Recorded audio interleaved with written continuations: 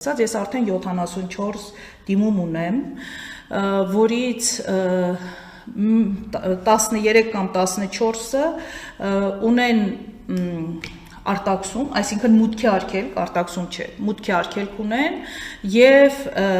մուտքի արգելքը դրված է 5 տարի ժամկետով։ Այն դեպքում, երբ որ նորից եմ ասում, բոլորի փաստաթղթերը ստուգել եմ և այնտեղ նշված բոլոր ժամկետները չեն հասնում 180 օրվան։ Եթե այսպես շարունակվի, ապա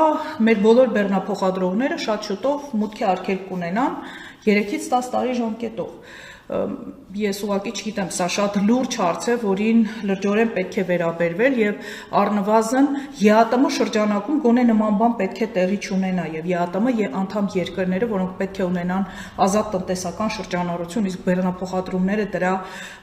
միջուղն են կազմում, այս օրենքի այս կետը առնվազն չպետք է վերաբերվի